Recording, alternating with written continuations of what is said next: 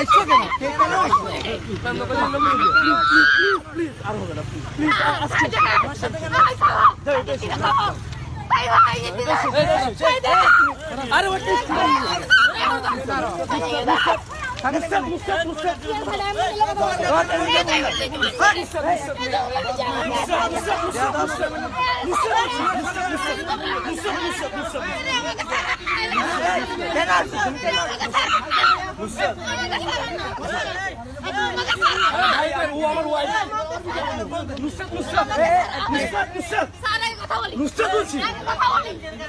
আচ্ছা আচ্ছা ঠিক আছে আমরা বসে আমরা বসি